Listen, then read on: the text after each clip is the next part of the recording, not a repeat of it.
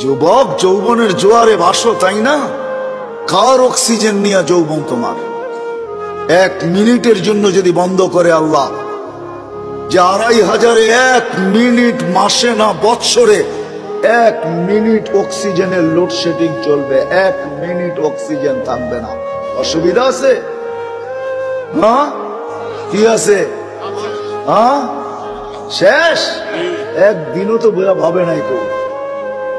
বলো যে একদিন বসা ভাবছি মালিক অক্সিজেন দিতেছ, 1 পয়সাও তুমি নাও না, হায় আমি বিনিময়ে কি দিতেছি? এইখানের তো 1 যুবকও নাই, এটা তো যুবকদের ফাউন্ডেশন। 1 যুবকও তো নাই যে 24 ঘন্টা একবার চিৎকার দিয়ে আল্লাহকে ডাকবে। আল্লাহ কয়েকটা চিৎকার দিবে মনের থেকে। আল্লাহ যদি বলে এত জোরে ডাকলি কেন? বলে 24 ঘন্টা অক্সিজেন দাও, আর আমি নিতে থাকি আর ছাড়তে থাকি, 1টা পয়সাও তুমি নাও না। আমার মন বলে তোমাকে ভিতর থেকে একটা চিৎকার দিয়ে ডাক। একজন তো ডাকে। 1 যুবক হাত উঠাকে বলুক যে আমি ডাকি। উচিত তো ছিল একটা সময় আল্লাহকে ডাকাল, আল্লাহ বলে এলাকায় একটা চিৎকার দেওয়া। আল্লাহ যদি জিজ্ঞাসা করে এত জোরে ডাকিস কেন? বলে করব কি, পয়সা তো নেও না, মনটা বলে তোমাকে একটু মন ভরে ডাকি। রাগ হয়ে গেল যুবক? জীবনে তো কত মেসেজ দিলে, একবার হইলো আমাকে বলো I.U, ঠিক না?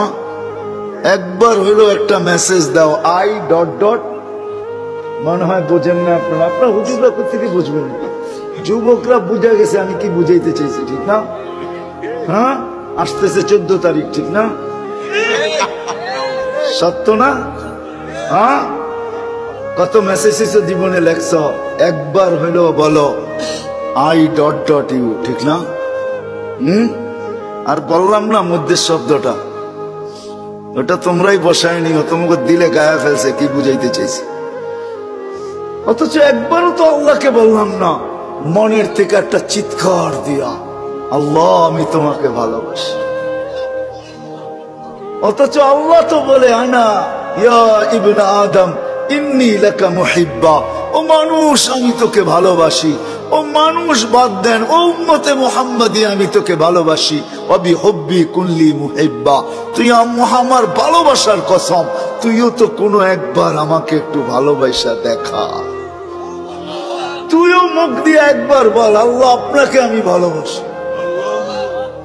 একজনও তো এখানে দাঁড়ায় একদিনও চিৎকার দিয়া বললাম না যে আল্লাহ আমি তোমাকে ভালোবাসি। আল্লাহ তো বলে আমি তোমাকে ভালোবাসি। প্রমাণ দিব আল্লাহ ভালোবাসে? প্রথম তো একটা দিছি, এই জন্যই বয়স কম দিছেন। আল্লাহ আমাদেরকে ভালোবাসে। আসেন, সবচেয়ে বড় পাওনার জিনিস যেটা আমাদের এই ছোট জীবনটায়, এই সৃষ্টির সেরা মানুষটার সবচেয়ে বড় পাওনা যেটা আল্লাহর কাছ থেকে, সেটা হলো সেরাতে সেরাতে সেরাতে যে সেরাতে মুস্তাকিম পায়া গেল। আমরাও পাই নাই, কসম খোদার। সেরাতে মুস্তাকিম যে পাবে, হায় হায়, ওর হাত তো দূরের কথা, জবান দ্বারাও কেউ কোনোদিন কষ্ট পাবে না। জবান দ্বারাও কোনোদিন কষ্ট পাবে না। জিজ্ঞাসা করেন, আল্লাহ রসুলের জবান দ্বারাও কেউ কোনোদিন কষ্ট পায় না, পাইছে? হ্যাঁ, পরিচয় দিছে আল মুসলিম, মানিল মুসলিম। মুসলমান কে? সালিম আল মুসলিমুনা মিন লিসানিহি ওয়া ইয়াদিহি। আমি তো বলবো সিরাতে মুস্তাকিম যে পাবে, ও তো দিলের ভিতর দিয়েও কাউকে কষ্ট দিবে না।